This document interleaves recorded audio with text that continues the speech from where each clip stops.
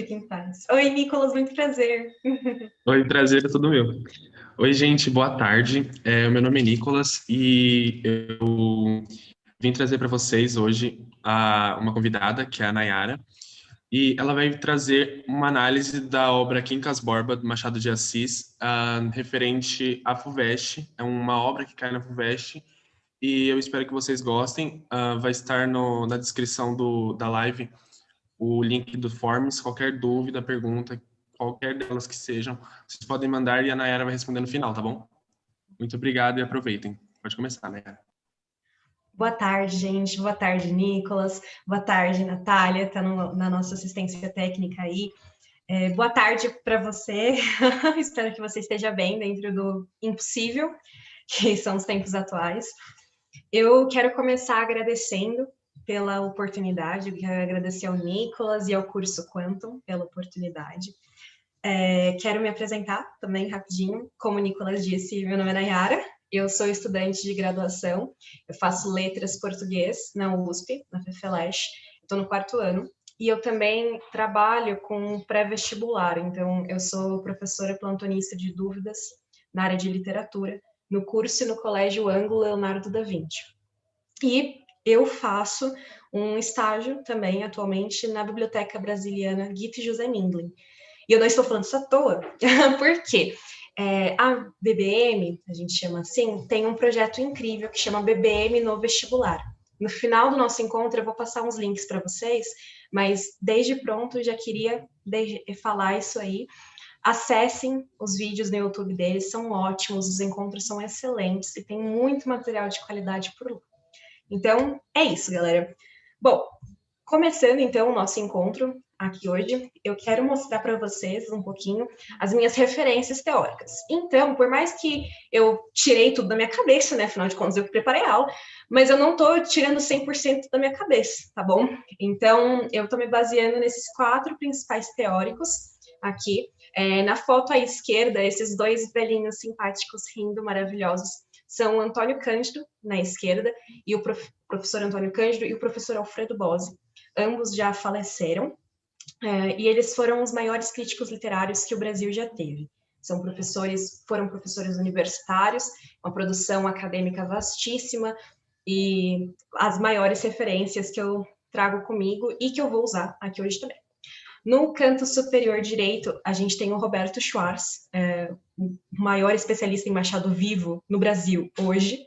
Ele fez vários estudos no Machado, 2 principais, que são esses aqui. Então, Ao Vencedor as Batatas, que quem leu Quincas Borba já vai se ligar um pouco sobre como é, e O Mestre na Periferia do Capitalismo. Esses 2 livros são maravilhosos.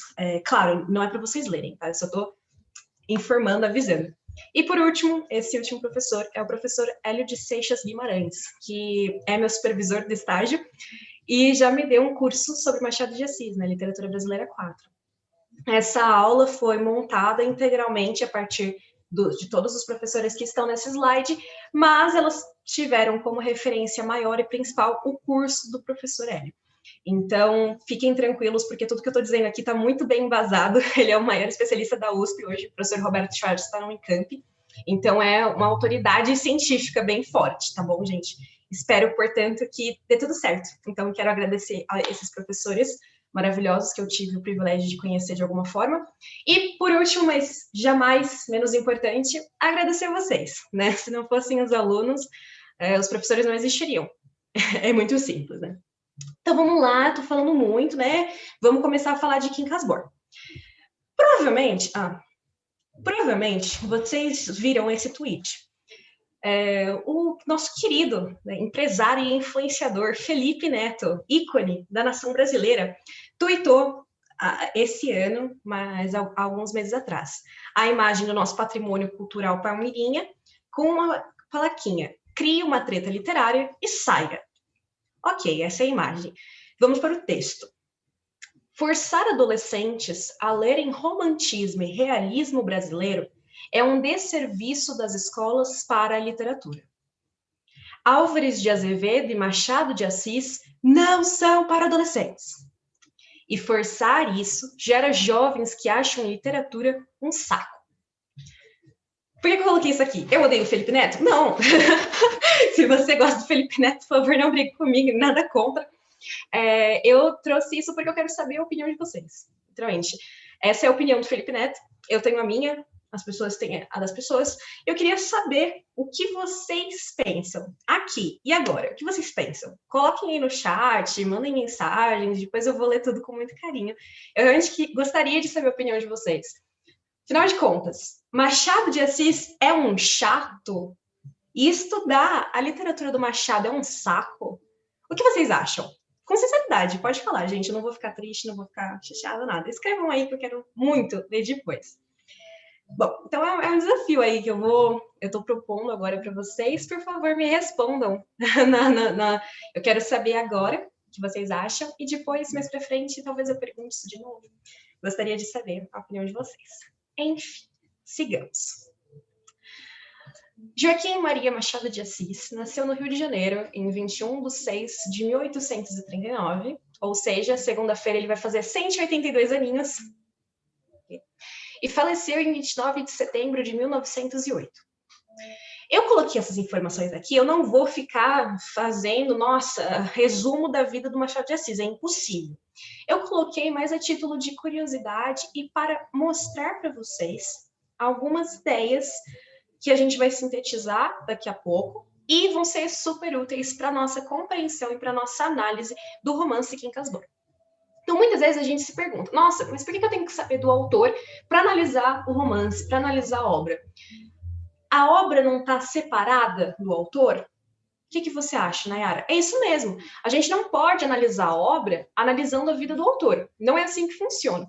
Mas saber a vida do autor, saber a vida da autora, auxilia em muito a nossa análise literária. Porque permite, por exemplo, um conhecimento histórico, um conhecimento pessoal, um conhecimento das fontes do autor. Isso tudo é extremamente importante e essencial na crítica literária. E também eu queria mostrar para vocês que as coisas não vêm do nada, né? Eu sei que vocês estão prestando medicina provavelmente e nada se cria, tudo se transforma, né? E tal, mas é um pouco isso, é mais ou menos isso, né? Porque, na verdade, as coisas se criam sim, elas se constroem. E eu acho que o exemplo do Machado é perfeito para isso. Bom, então em 55, quando ele tinha uns 16, 17 anos, ele publicou o primeiro poema dele, chamado Ela, na revista Marmota Fluminense. E daí, Nayara? É a primeira vez que o Machado de Assis publica alguma coisa. E o que ele publica? É um romance? Uau, uma coisa maravilhosa, incrível, grandiosa? Não, é esse poema, que não estou falando que seja ruim, mas é um poema, numa revista, entende? Ele tinha 16, 17 anos. Foi quando ele começou. No ano seguinte, ele começou a trabalhar no mercado editorial, né, com a questão do tipógrafo. O tipógrafo é a pessoa que cuidava da impressão, do que a gente chamaria de impressão, hoje em dia. E só em 58, quero frisar isso daqui, ele teve contato com línguas estrangeiras. Ele começou a aprender francês e latim. Por que isso é importante? Isso é importante para mostrar que o Machado de Assis não nasceu sendo um gênio, entendeu? Não veio do útero da mãe dele, uau, eu sou o maior autor de todos os tempos do Brasil. Não foi assim. Ele teve contato, começou a ter contato com línguas estrangeiras, a estudar elas, começou a ter contato com intelectuais, a virar amigo dessas pessoas que já tinham maior conhecimento com 20 anos, entende? Então, tá tudo bem. Até o Machado de Assis começou de algum lugar, sabe? É isso que eu quero dizer para vocês. Aí ele começa a colaborar com alguns jornais, algumas revistas, ele já vira crítico teatral nessa revista O Espelho, uma revista muito importante, que ele publicou muita coisa. E em 60, chama atenção, 1860, ele foi convidado por 2 dos maiores jornais do Rio de Janeiro. Lembrando que no século XIX, até metade do século XX, a capital do Brasil era o Rio de Janeiro, não é mesmo? A gente estava no Império ainda, e a capital do Império, a corte, era no Rio. O que significa? Significa que ele foi convidado a escrever nos maiores meios de comunicação do país, entende? Isso é muito interessante. E o mais interessante é, ele começou a colaborar como? Escrevendo crônicas, escrevendo resenhas. Foi assim que o Machado de Assis começou. Isso é importante, guardem essas informações. E em 61 ele publica a primeira peça dele, né, uma comédia teatral chamada Desencantos, e também a primeira tradução dele, uma tradução do francês. Aí, em 63 ele começa a colaborar com o Jornal das Famílias, a escrever vários contos importantíssimos, vários que a gente conhece até hoje, enfim. Publica o primeiro livro de poesias dele, não sei o quê, é agraciado com a Ordem da Rosa, então ele recebe um reconhecimento oficial, governamental, da qualidade, da importância artística dele. E aí, de novo, eu chamo a atenção. O que ele publicou até agora? Contos, resenhas, teatro e poesia. É pouca coisa? Não, são 4 gêneros totalmente diferentes. E ele já foi reconhecido oficialmente, né? Não é pouca coisa. Em 68, esse também é um fato interessante, a pedido do José de Alencar apenas, porque o Machado e o José de Alencar eram BFFs, o José de Alencar pede ao Machado que oriente a formação intelectual e a formação literária do Castro Alves. Apenas José de Alencar, Machado de Assis e Castro Alves, apenas, né? Castro Alves é aquele autor daquele famoso poema Navio Negreiro, autor daquele belo livro de poesias Espumas Flutuantes. Lindo, gente, lindo. Vocês não conhecem, conheçam, muito importante. Ele se casa em 69 com a Carolina Augusta Xavier de Novaes, a primeira e a única esposa que ele vai ter em vida. A Carolina era revisora dos textos do Machado, então ela lia e revisava. Isso pode parecer besteira, mas revisão não é só revisar erro gramatical, não. É revisar tudo, é revisar conceitos. E o Machado, a gente tem relatos disso em cartas e tudo mais, o Machado confiava nela a esse ponto. Então, a gente está falando de um grande autor mundial que tinha como revisora uma mulher no século XIX. Isso não é pouca coisa, gente. É muito bonito ver que uma mulher sabia ler, sabia escrever e estava imersa nesse debate intelectual. É muito interessante. Ele publica o primeiro livro de contos dele em 70, e em 71, dado histórico, por isso que eu grifei aqui em cinza, vem a Lei Eusébio de Queiroz, também conhecida como Lei do Ventre Livre. Isso é bem interessante, é sempre necessário que a gente conheça a história, que a gente saiba o que está acontecendo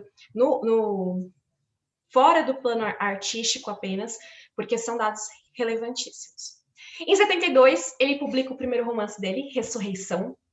Depois, enfim, ele é funcionário público, ele recebe uma promoção, ele publica em folhetim Memórias Póstumas de Brás Cubas e Quincas Borba, nesse periódico A Estação. Ele, enfim, vai sendo promovido, começa a escrever crônicas, a publicar crônicas num grande jornal também, a Gazeta de Notícias. Em 84, sei que parece uma informação ridícula, mas ele passa a morar no sobrado da Rua do Cosme Velho. E por quê? Porque eu destaquei essa informação, porque o Drummond o Carlos Drummond de Andrade chamava o Machado de Assis de bruxo do Cosme Velho. Então, enfim, é um termo que é usado como referência ao Machado de Assis. E, como que isso vai cair na prova? Já aconteceu isso, né? O bruxo do Cosme Velho para Drummond. E aí fizeram uma pergunta do Machado. Você não sabe quem é o bruxo do Cosme Velho? Entendeu? É importante. Parece desmensurado, mas não é não. Enfim, acontecem outros eventos aí, como eu disse, é uma questão mais de conhecimento para vocês. E aí o que eu quero destacar é só o final da vida dele agora, né? Então, bom, enfim, já falei isso. Então, em 1904, alguns dias antes da Carolina e do Machado completarem 35 anos de casados, a Carolina morre.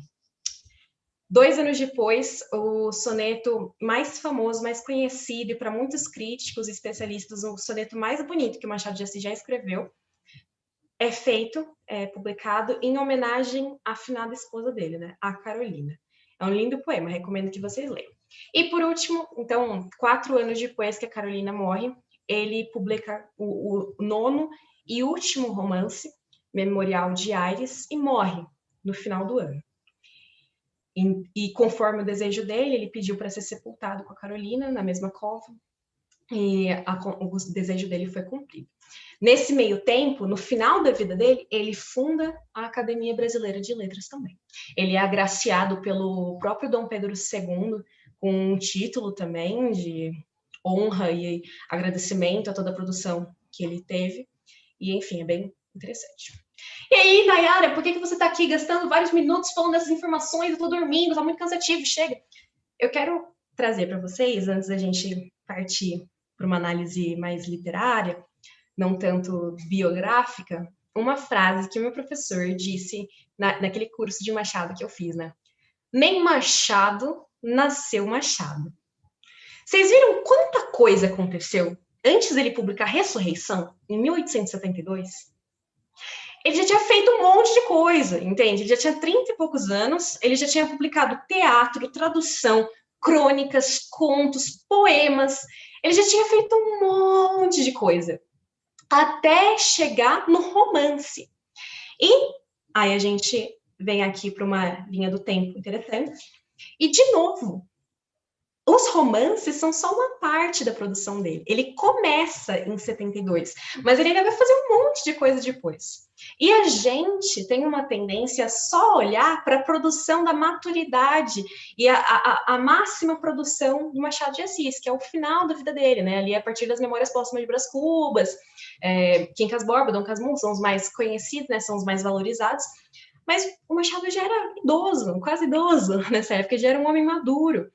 Então, até ele chegar onde a gente realmente o conhece, a gente tem contato com ele, olha quanto tempo levou, entendeu? 40 anos, mais de 40 anos para ele chegar até ali. Estudando muito, se dedicando muito. Então, uma dica, um conselho que eu tenho para vocês é, nunca esqueçam disso. Se nem o Machado nasceu sendo Machado de Assis, imagina nós, meros mortais, né? Então, o vestibular é uma coisa muito desumana, é um processo muito cruel, muito difícil, ainda mais nesse contexto todo de pandemia. O mundo é confuso, é amedrontador, mas como diz o Guimarães Rosa, carece de ter coragem, né? Então a gente precisa ser forte, a gente precisa ser corajoso, e enfim, chega agora disso, vamos falar da obra. Só uma coisa que eu queria comentar que eu acho interessante.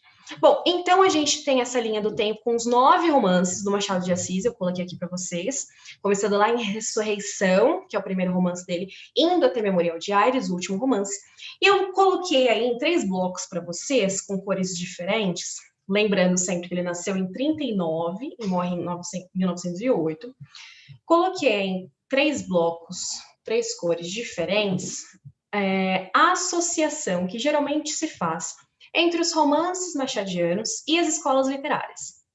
Então, esses primeiros 4 romances, Ressurreição, A Mão e a Luva, Helena e a Garcia, eles são associados, em geral, são classificados dentro da concepção de escolas literárias, movimentos literários, como romances românticos.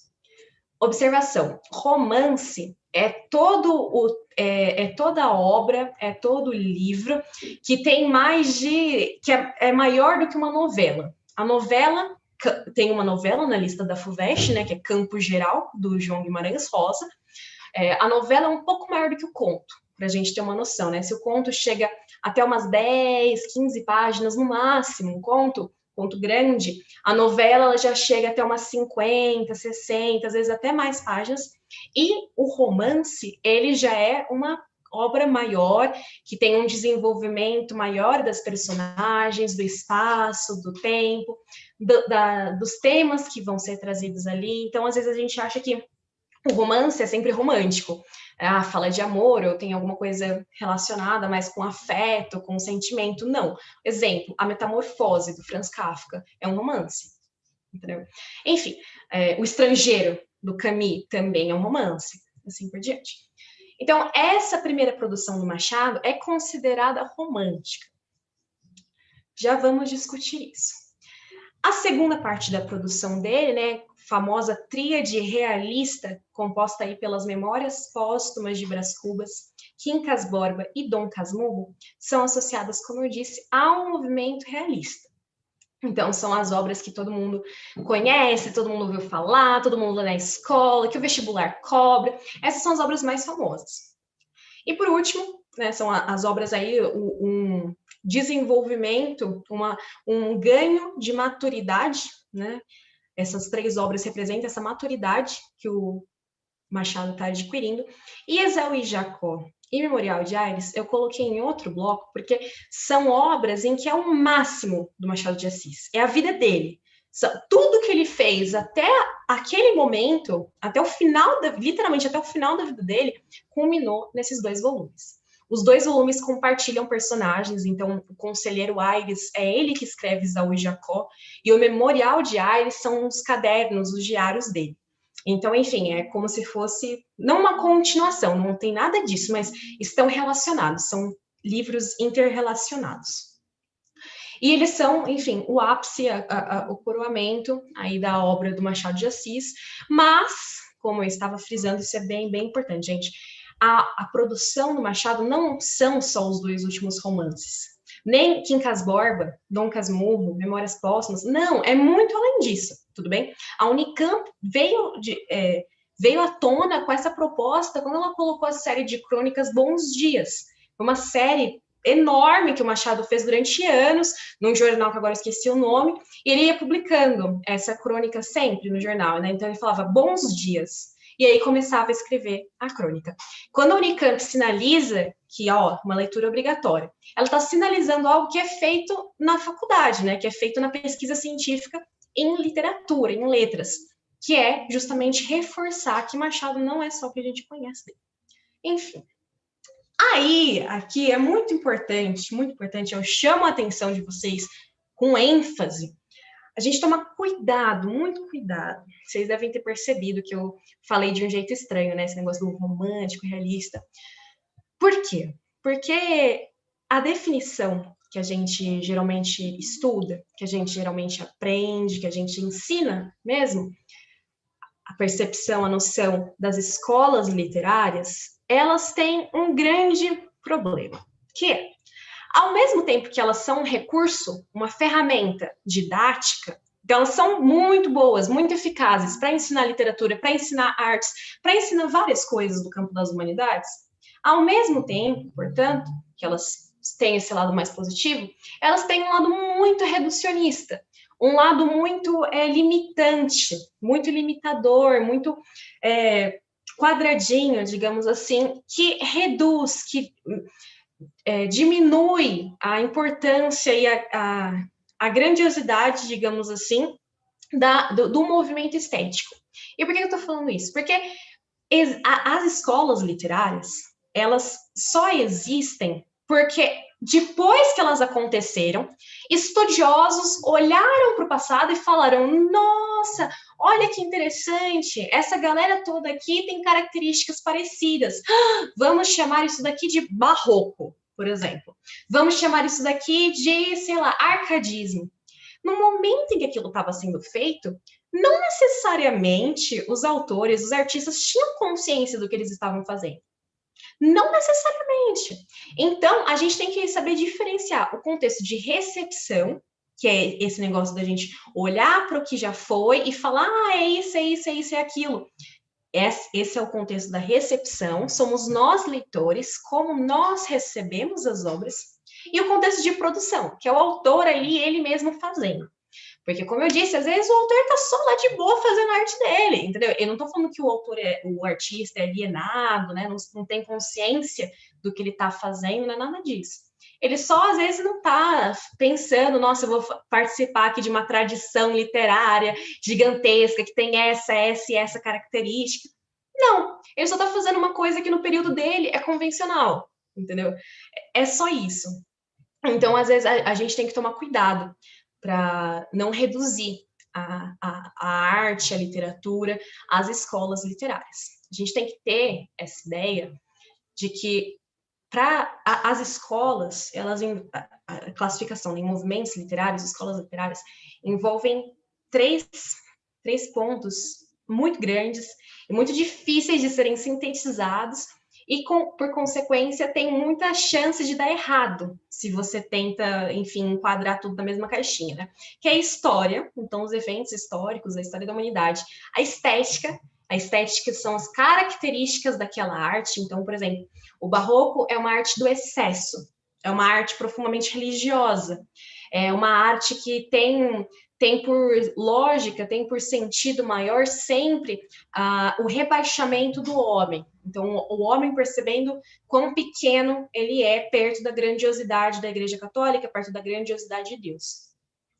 E essas características todas compõem a estética do período barroco, entende? São as características. E também, por último, né, e de forma alguma menos importante, o sujeito. Como que a gente encaixota cada autor que tem a sua individualidade, a sua originalidade, as suas próprias características numa escola? É muito, é muito.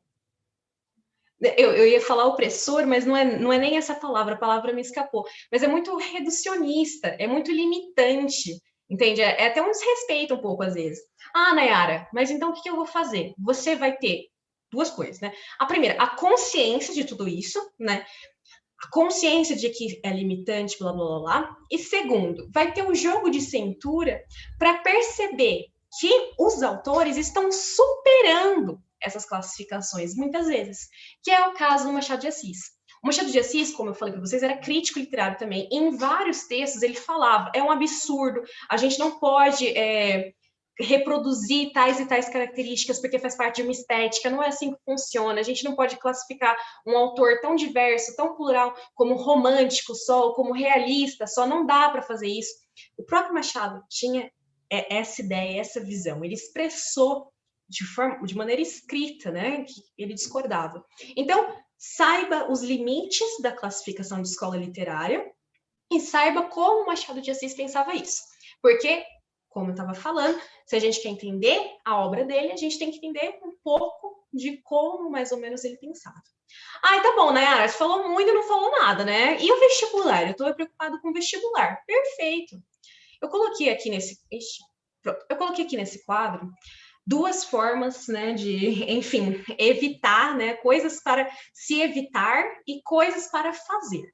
Então, o que você deve evitar a todo custo?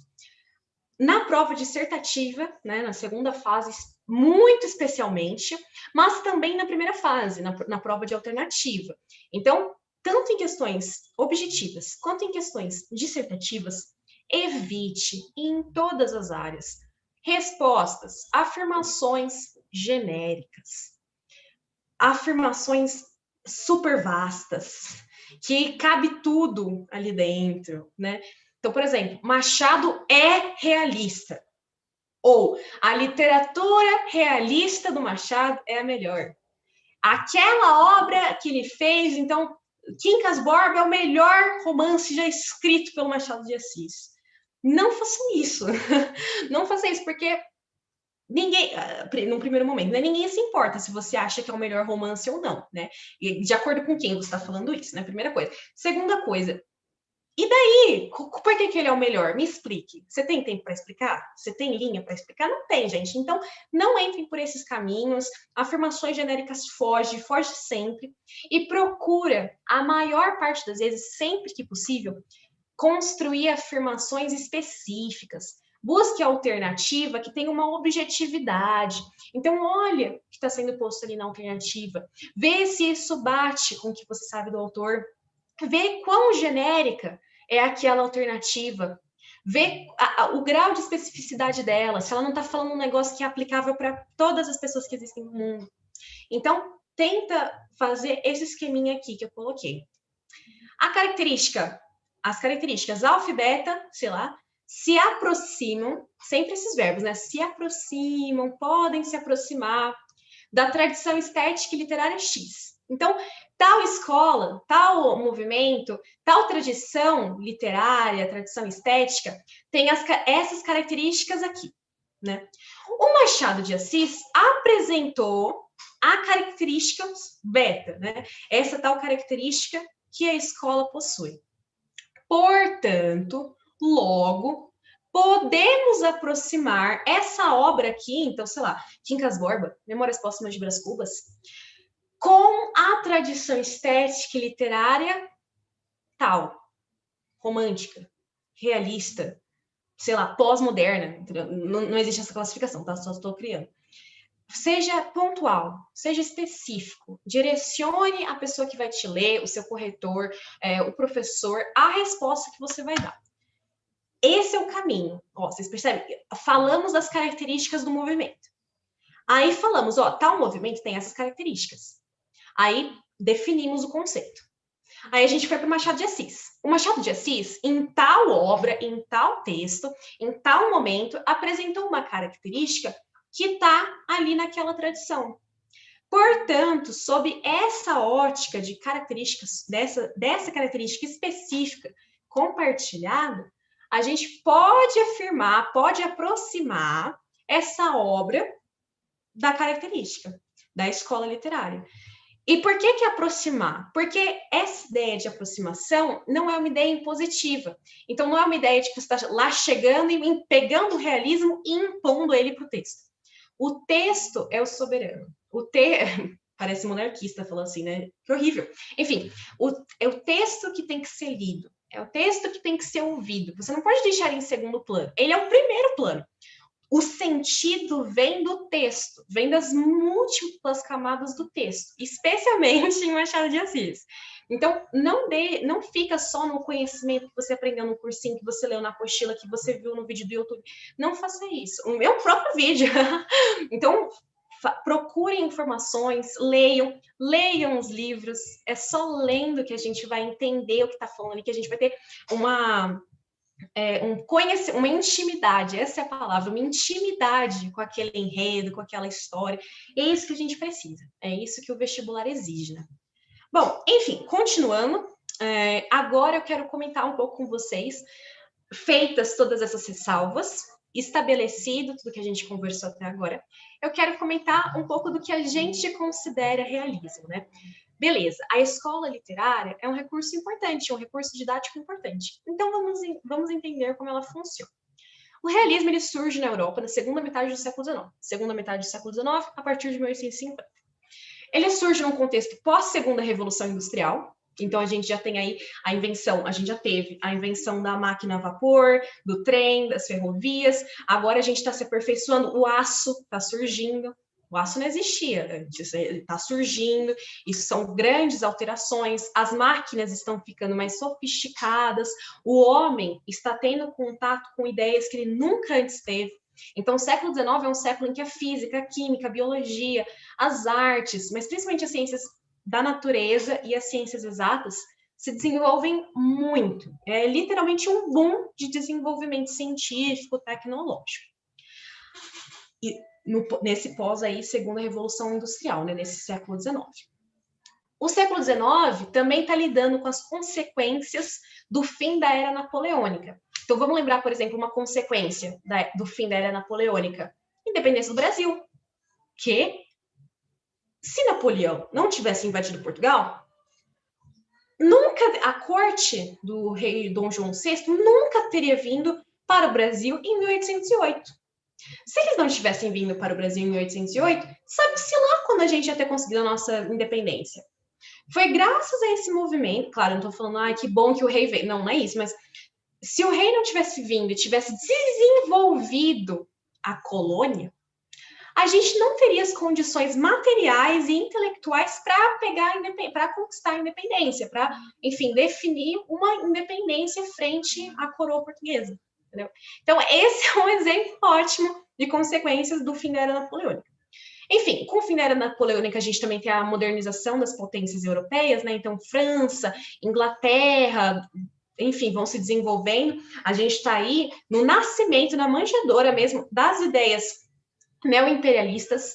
Então, a gente, daqui a pouco, no final do século XIX, vai ter a famosa convenção que dividiu, né, retalhou a África entre as potências europeias. A gente também tem, nesse contexto da segunda metade do século XIX, as revoluções nacionais. Então, a gente tem a unificação da Alemanha, a gente tem a unificação da Itália, a gente tem a Revolução de 1848, o Cerco de Paris. Tem várias coisas que vão acontecendo aí no século XIX que são importantíssimas. E uma delas, como eu estava comentando agora, é essa explosão de desenvolvimento de conhecimento científico. Como o homem foi tendo contato com várias ideias, foi desenvolvendo seu pensamento, e ele ficou fascinado com isso, porque assim, né, a gente aprende o negócio e a gente fica fascinado, e que bom que a gente é assim, né? Que bom, ainda bem. O homem ficou impressionado e começou a tentar aplicar tudo o que a biologia, a química, a física estava descobrindo, começou a tentar aplicar isso à sociedade. A análise sociológica, a análise antropológica. E não vai dar certo, né? Não vai dar certo porque uma coisa é uma coisa, outra coisa é outra coisa. Não dá para você pegar um conceito do Darwin de seleção natural e aplicar no desenvolvimento social. Não faz sentido. Você vai estar sendo muito reducionista, você vai estar sendo limitante. Você não vai estar construindo uma teoria de pensamento, uma teoria filosófica, não, você vai estar construindo uma pseudociência, que é como eu coloquei aí, né? Então, existem, no século XIX é o auge, né, segunda metade do século XIX, é o auge das correntes de pensamento pseudocientíficas, e as três principais delas são o positivismo, o determinismo e o darwinismo social. É importante dizer que eu não estou aqui para dar uma aula de sociologia, dar uma aula de história. Isso é muito importante para a gente entender a literatura. Eu vou estar falando, eu vou falar de uma forma muito reduzida também, tá, gente? Então, é só para a gente ter uma contextualização. Estudem isso depois, é muito, muito importante, tá? Então, o positivismo ele foi criado pelo Auguste Comte, que nasceu na França, viveu a vida inteira na França. O Comte, ele tem uma noção de progresso e de desenvolvimento, ele tem essa noção de progresso, né? Então, o progresso existe. A gente vai sair desse lugar que a gente está e a gente vai avançar, a gente vai subir, a gente vai crescer. Então, sempre essa ideia linear e crescente. Então, o desenvolvimento é uma linha constante que vai para o infinito eternamente. Então, quanto mais desenvolvimento tecnológico o homem tiver, quanto mais ele investir em tecnologia, quanto mais ele investir no conhecimento, blá, blá, blá, mais feliz o homem vai ser. Porque mais desenvolvido ele será. Aí, nossa, né, mas parece que faz sentido e tal, não sei o que, não sei o que lá. Exemplo, o desenvolvimento tão grande, né, científico do século XIX, deu no quê? Primeira Guerra Mundial. Da Primeira Guerra Mundial, o que aconteceu? Segunda Guerra Mundial. Da Segunda e da Primeira Guerra Mundial, o que aconteceu? A alteração completa do mundo. Né? Terceira Guerra Mundial, Guerra Fria. Né? Enfim, então, não é bem assim, né, gente? Não é bem assim, né? Porque a gente domina a tecnologia, que a gente domina a felicidade, a compreensão psicológica e humana individual. Outra grande corrente pseudocientífica do momento é o determinismo.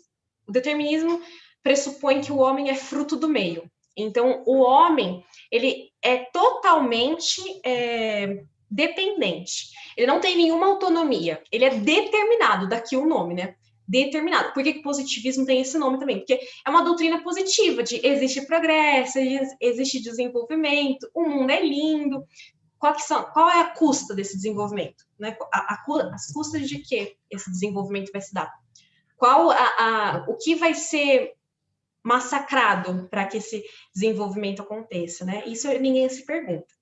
Enfim, o determinismo, então, voltando para ele, acredita que o homem é condicionado por 3 fatores principais: o clima, a raça e o momento histórico.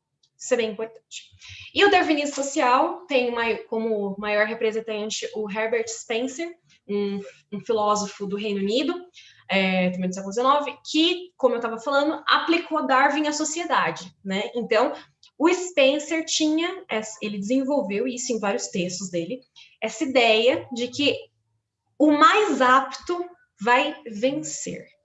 O mais apto irá sobreviver. Essa é uma ideia da seleção natural. E que talvez, se vocês já leram Quincas Borba, não pareça muito diferente, né? Não parece estranha, perdão. Então, o mote, o lema do humanitismo é: ao vencido, ódio ou compaixão. Ao vencedor, as batatas. Guardem essa informação, é importante. Bom, continuando. Tá bom, Nayara, isso tudo é na Europa. E no Brasil? Como que isso se manifesta aqui? Bom, o realismo também vem para o Brasil, também está localizado no contexto brasileiro no final do século XIX. Claro, tem um delay aí, né? Então a gente começa a ver manifestações dele no Brasil a partir da década de 1880, né? Então, se na Europa já era a partir dos anos 50, aqui vai ser a partir dos anos 80. Tem um pequeno delay. O que está acontecendo no Brasil nesse momento? A crise do Império. Então, como eu falei agora há pouco, a gente está tendo as leis abolicionistas, né? Então, tem a Lei Eusébio de Queiroz, em 1850, né? Bill Aberdeen. Em 1871, tem a Lei do Ventre Livre. Em 1800 esqueci agora. 1860 alguma coisa, tem a lei do sexagenário também. 1886 tem a lei do sexagenário. E em 88 vai ter a Lei Áurea. Isso, por si só, já está desmantelando o Império Brasileiro.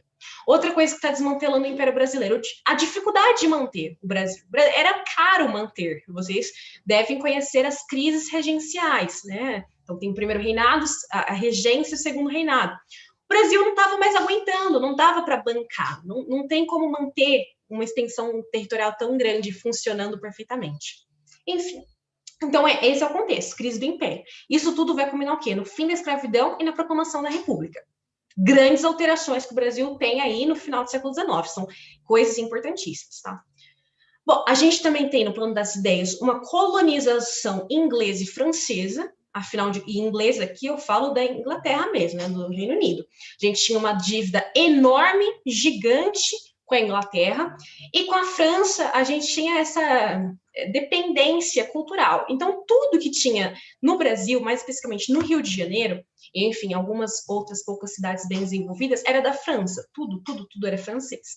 Então, uma colonização de ideias, né? Uma importação completa do pensamento.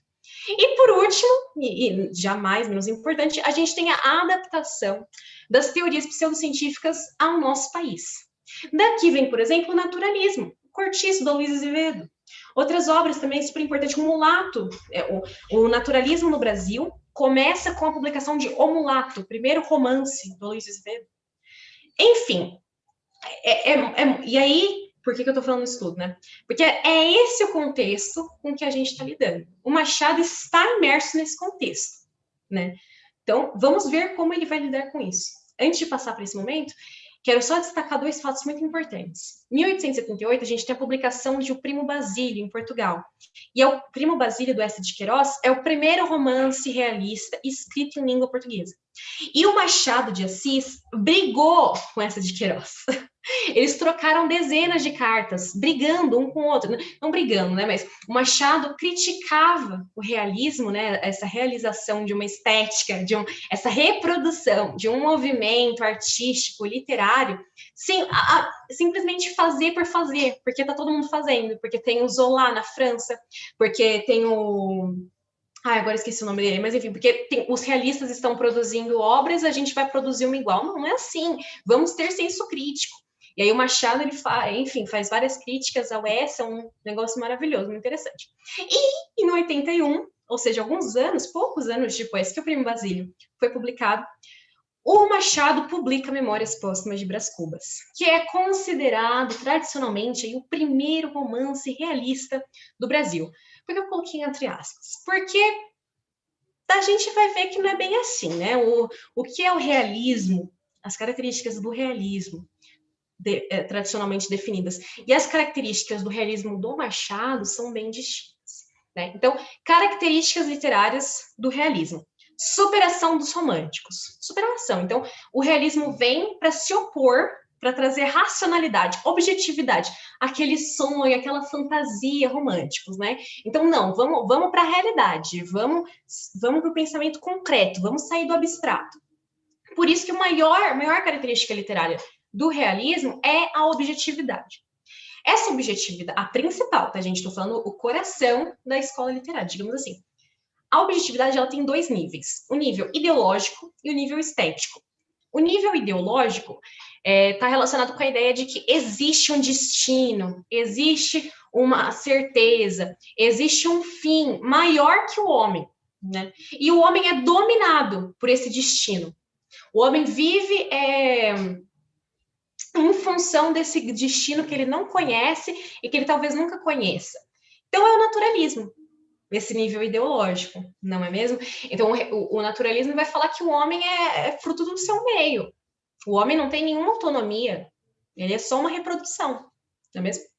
E o nível da objetividade estética acredita que o sentido da vida, de tudo, o sentido do texto também, só é encontrado quando você tiver a maior objetividade, o maior rigor linguístico possíveis.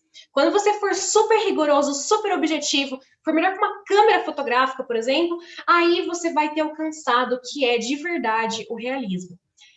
Isso vai dar no que a gente conhece como parnasianismo, que também é aí do final do século XIX, no Brasil, do começo do século XX, não é mesmo? Então, isso é muito legal. E eu estou chamando a atenção para vocês para isso, porque ano que vem, 2022, é bicentenário, né? Então, bicentenário da independência e centenário da Semana de Arte Moderna. Fiquem atentos aí ao romantismo, ao parnasianismo, ao simbolismo, ao pré-modernismo. O pré-modernismo é Euclides da Cunha, Monteiro Lobato, Lima Barreto. Lima Barreto é muito importante. Fiquem atentos a esses movimentos, estudem, porque é sempre legal. Bom, beleza, né, Ara? Isso tudo é o realismo. Mas e o Machado de Assis nessa história? Não é mesmo? Bom, Machado de Assis, apesar de nunca ter saído do Rio de Janeiro, do estado, né, do Rio de Janeiro, ele sempre manteve um contato muito forte com a Europa. A esposa, Carolina, era portuguesa, o irmão dela também era português, inclusive o irmão era, tipo, super amigo do Machado, e aí o Machado conheceu a irmã a partir do amigo, não sei o que lá, aí a Carolina veio de Portugal para o Brasil, enfim.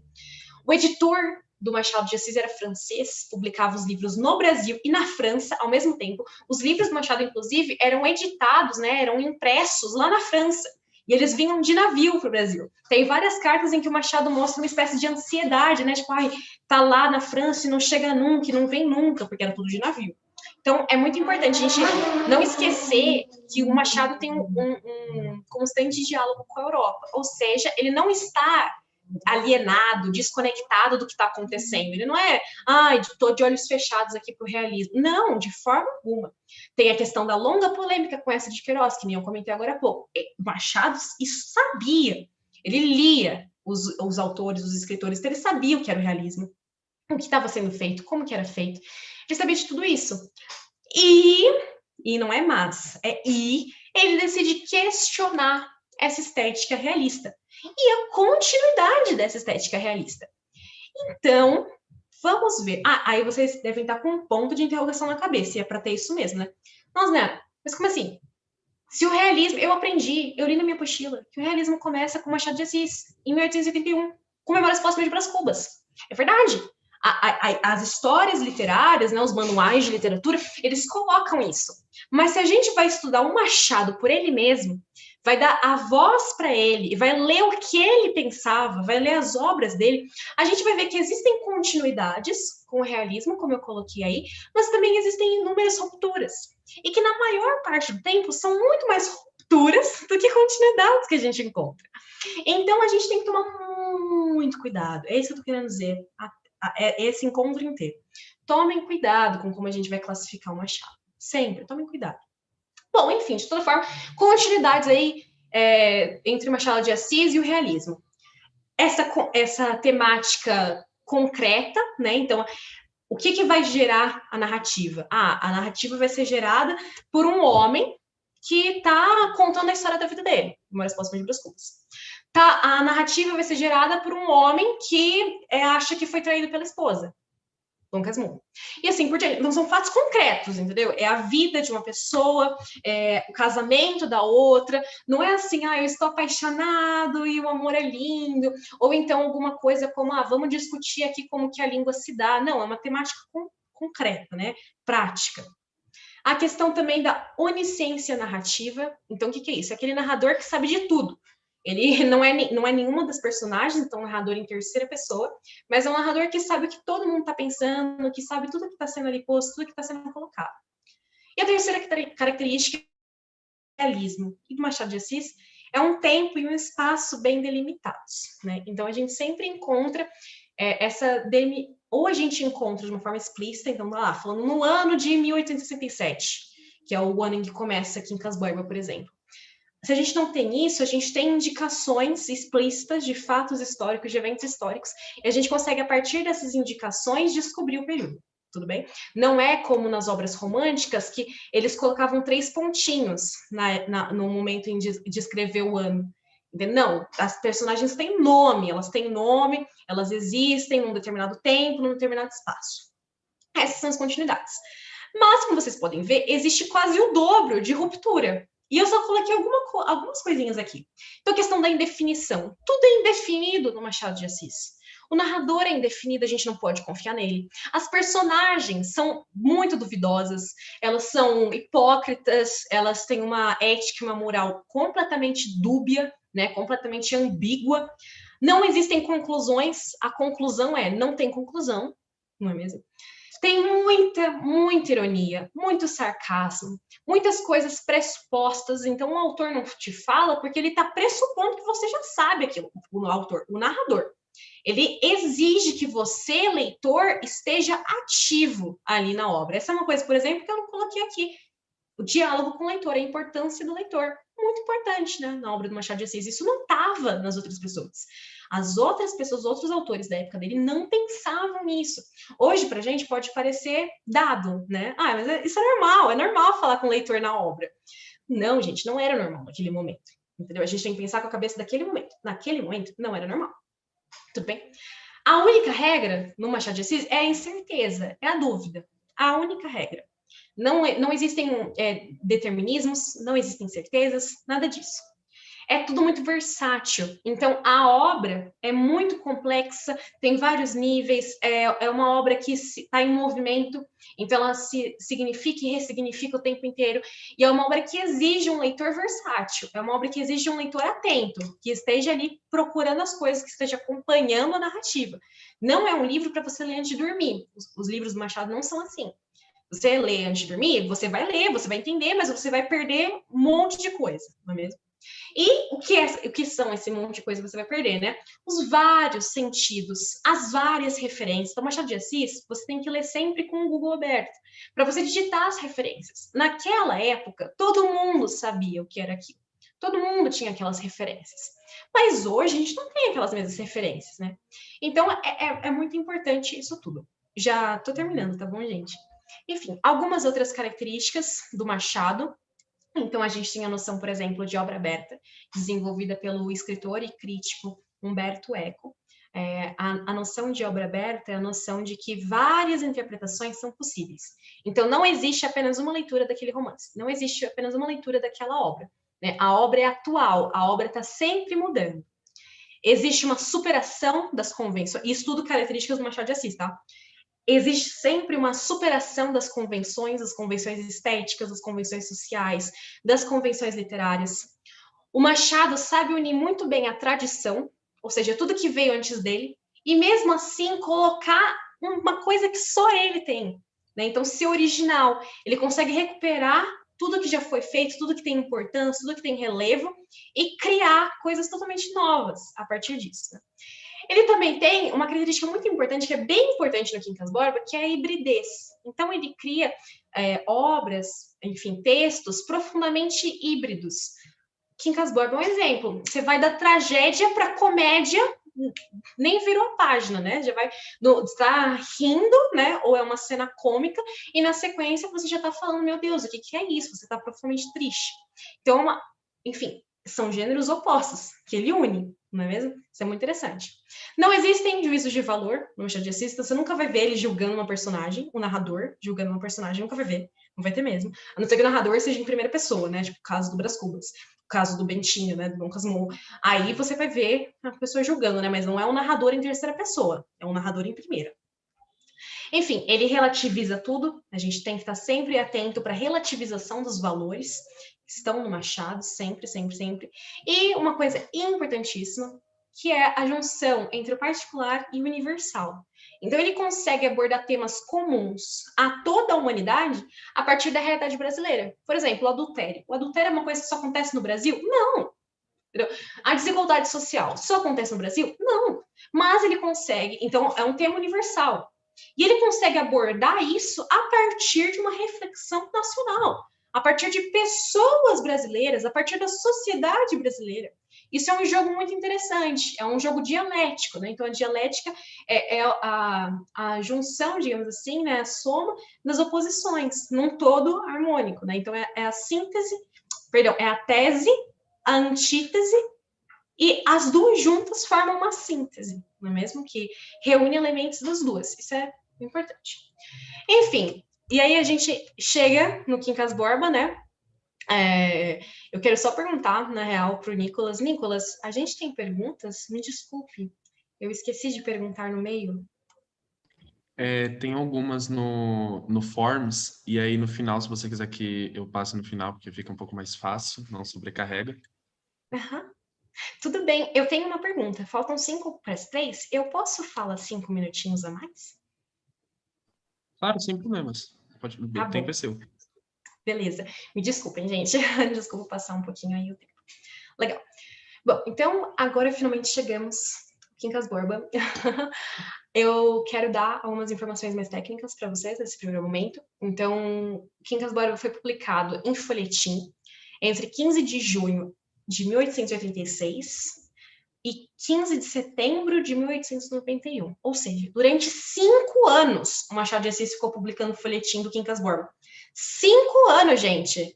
Não é brincadeira, não. Muita coisa, muito tempo. E ele publicou nesse folhetim A Estação, era uma revista feminina. Então, eram mulheres que liam, né? Era feito para mulheres. Muito, muito interessante, né? Enfim, não vou discutir aqui.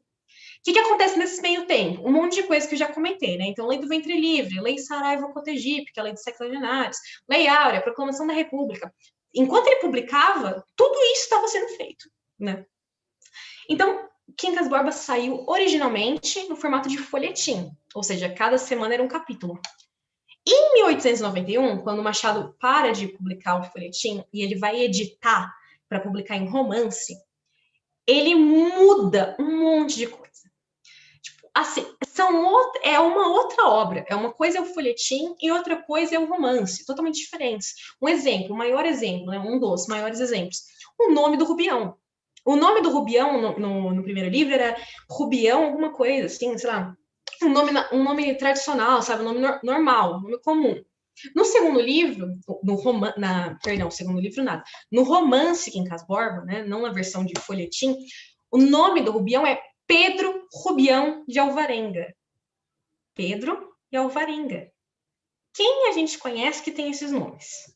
Isso mesmo, Dom Pedro II. É isso aí. Naira, o que isso significa? Serão os próximos capítulos, aguarde, chegaremos lá. Enfim, o que eu quero dizer?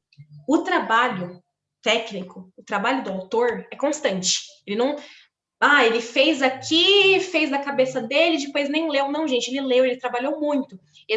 Um texto, um romance, uma obra, qualquer um poema, uma carta, tem um profundo trabalho ali dentro. O autor pensou muito até escrever aquilo. Ele mudou, e o Machado de Assis é um autor que tem isso, né? A consciência da criação. Então ele sabe que ele está escrevendo um romance, ele sabe que ele está constituindo uma obra de arte, criando uma obra de arte, e ele vai fazer isso bem, entende? Ele vai se deter bastante nisso. Aqui eu coloquei uma imagem para vocês da capa da primeira edição. Essa obra está disponível no site da BBM, né? É só digitar BBM USP, que vocês vão encontrar na BBM Digital. É super legal, dá para você ler o livro como ele é. É uma primeira edição, super legal, gente. Enfim, e eu quero ler com vocês o prólogo da terceira edição do Machado de Assis. Na verdade, eu vou ter que pular essa parte, gente, por uma questão de tempo. Mas eu quero chamar a atenção de vocês para duas coisinhas, né? Então, no primeiro parágrafo, lembrando, é o Machado de Assis escrevendo isso. E é o prólogo, não é da primeira, não é da segunda, da terceira edição. Só na terceira edição é que ele colocou esse prólogo. Então, vocês podem ver a data aqui, né? 1899. O que ele diz aqui, ó. A segunda edição deste livro acabou mais depressa que a primeira. Ou seja, ele publicou e já acabou. Aí teve que reeditar a segunda edição. Aí acabou também. Aí teve que reeditar de novo. Né? Terceira edição. Isso aí é impressionante, ó. Em 8 anos, 3 edições. Pô, é incrível. Bom, e aí essa é a primeira coisa que eu queria dizer. E a última é, aqui, vozes ouve, tá grifado, né? Generosas e fortes, perdão. Desculpa, gente, eu pulei, assim. Eu vou ter que ler tudo. Desculpem. Um amigo e confrade ilustre tem teimado comigo para que dê a este livro o segmento do outro. Aí a citação do amigo, né?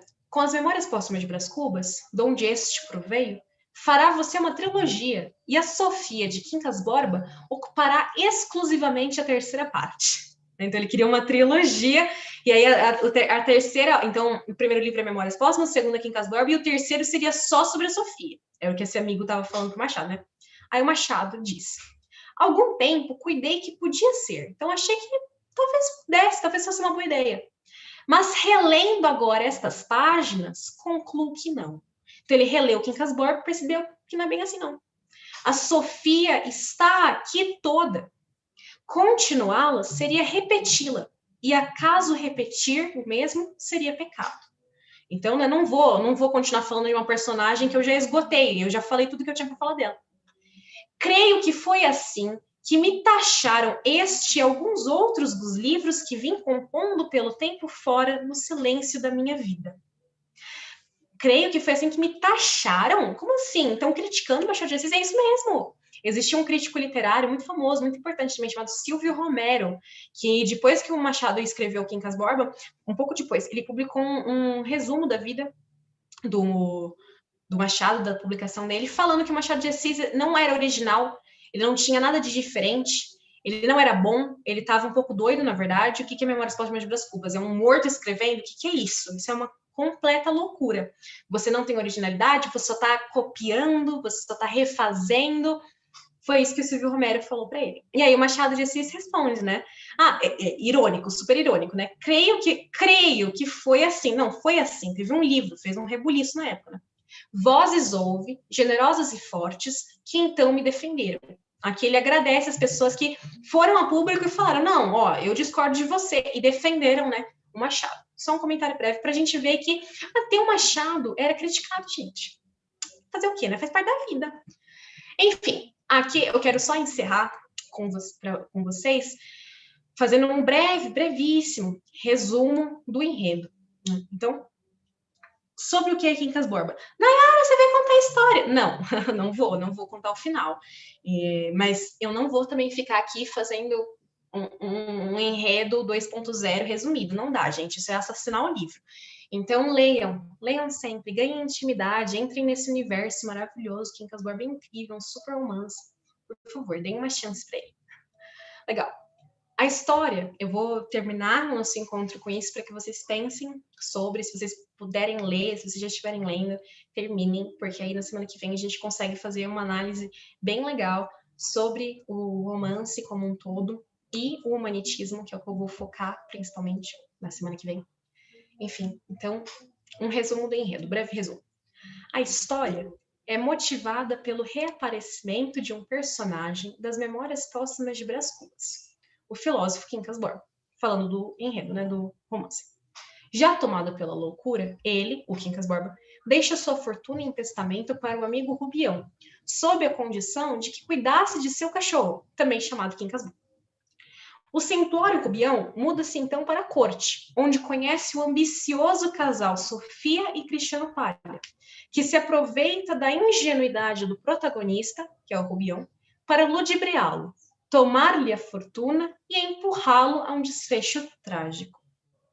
Então, esse é o nosso enredo. Isso é o que a gente vai trabalhar, portanto. Me desculpem, Peraí, consegui. Pronto. Me desculpem a demora. Por favor, Nicolas, todas as perguntas que tiverem, vai ser um prazer. Me mandaram aqui. Não. Tá. Tranquilo. Claro, eu vou ler para você, tá? São 6 perguntas que mandaram aqui no Forms. A primeira é: a relação entre os autores naquele momento era harmoniosa ou havia uma rixa entre eles por um fazer mais sucesso que o outro? Ótima pergunta. Deixa eu só conectar aqui meu celular. Só um minutinho. Desculpa, gente, desculpa. Ótima pergunta. Quem que fez, por favor, tem um nominho? Não? Não aparece o nome. Não tem problema. Pessoa querida que fez essa pergunta. Eles eram amigos, eles eram, enfim, trocavam correspondência, mas foi uma rixa naquele momento, sim. Não foi porque o Essa fez mais sucesso que o Machado, de forma alguma. Porque, na verdade, o Machado fez muito mais sucesso que o Essa de Queiroz. Então, a briga deles, a desavença deles foi por motivos estéticos mesmo, né? Então, eles tretaram, digamos assim, por isso. Então, o Machado acreditava que o realismo tinha que ser de uma tal forma, e essa tal forma não era como o Essa fez. Então, por conta disso, eles brigaram. E aí, claro, o Essa defendia o lado dele, e o Machado defendia a visão dele. Então, cada um ali sem abrir mão da sua opinião.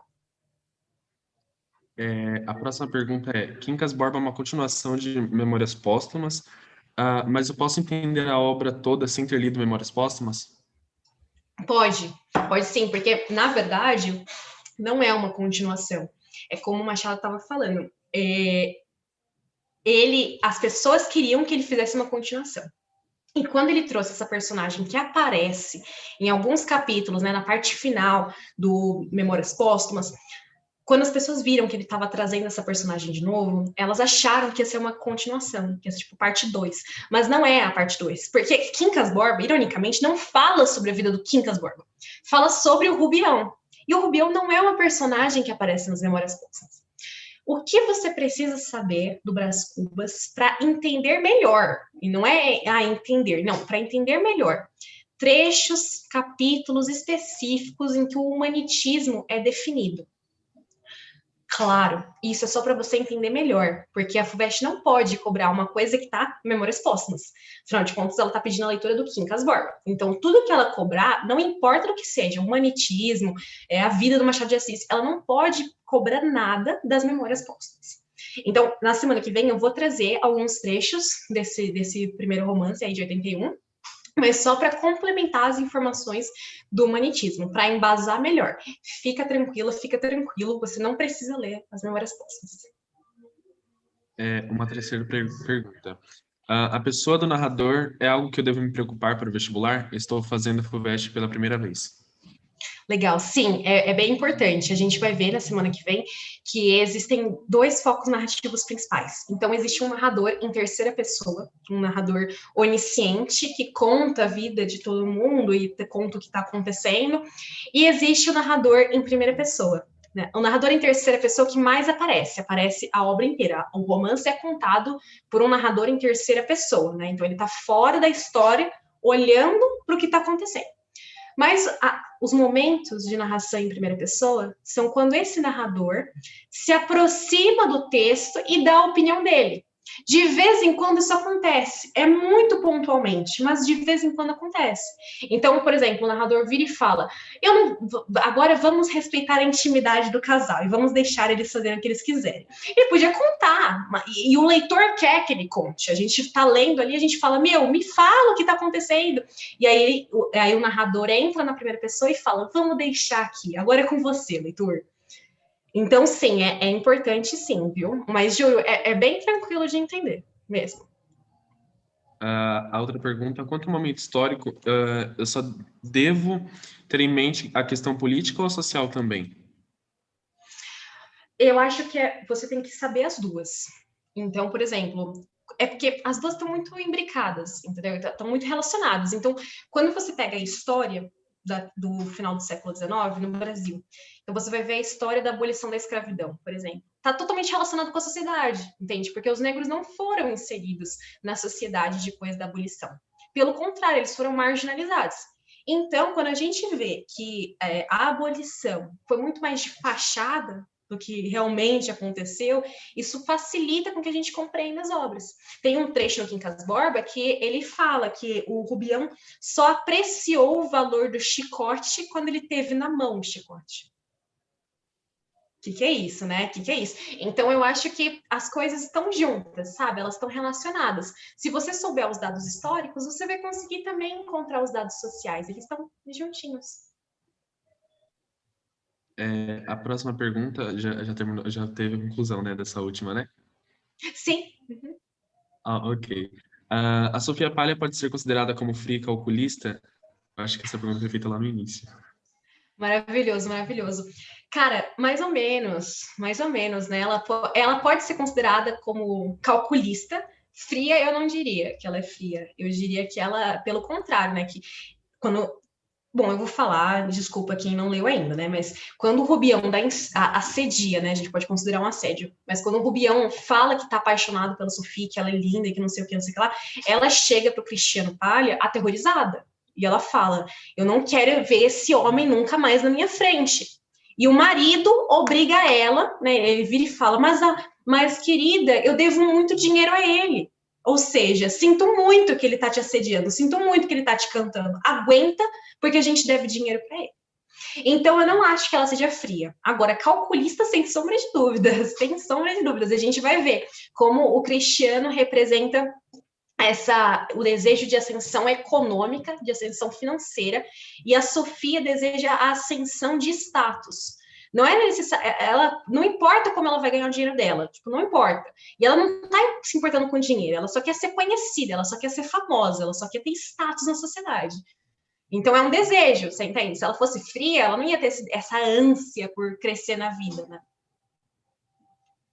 Certo. E uma outra pergunta é, dá para dizer que a Sofia Palha tinha algum sentimento, de alguma forma, por Rubião? Essa pergunta seria respondida na semana que vem, mas... Não, mas não tem problema. Claro, com certeza. Olha, eu não sei. Essa é uma informação sutil, que não é importante. Então, o que é importante quando você vai fazer análise literária? O que acontece na história? Como isso acontece, né? Então, um enredo. Legal. Como isso acontece? Como que o Cristiano e a Sofia Palha enganaram o Rubião? Vamos ver como isso vai acontecer. Isso é importante. É importante para você perceber essa história da enganação a relação entre Sofia e o Rubião. Mas, se você for acompanhar a história da Sofia, você vai ver que ela, às vezes, parecia que ela sentia alguma coisa por ele, bem no comecinho. Mas não era um amor, não era uma paixão, era aquele brilho no olho de ver uma oportunidade para crescer, de ver uma oportunidade para roubar o dinheiro dele, se apropriar do dinheiro dele, se aproveitar dele, entendeu? E aqui é muito importante, tá, gente? O Rubião não é um coitadinho.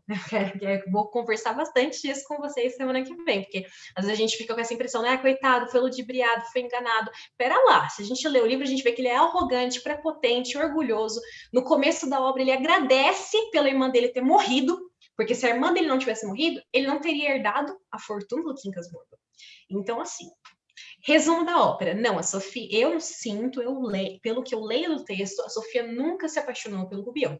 Ela sentiu uma atração sexual, uma atração física pelo Carlos Maria, porque a Sofia era uma mulher linda e o Carlos Maria também era um homem, era um jovem cobiçado por todas as mulheres da época, e ele uma vez tinha elogiado a Sofia, e a Sofia se sentiu toda, né? E aí ela desejou o Carlos Maria, afinal de contas, o Carlos Maria poderia ser uma garantia do sucesso social dela. Mas não é amor, não é paixão, não é nada disso, é interesse. É isso, interesse.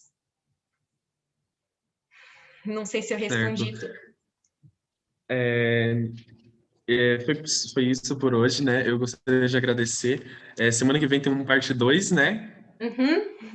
E eu queria agradecer, né, você, Nayara, agradecer ao cursinho também por ter proporcionado isso mais uma vez para a gente, para os vestibulandos em si.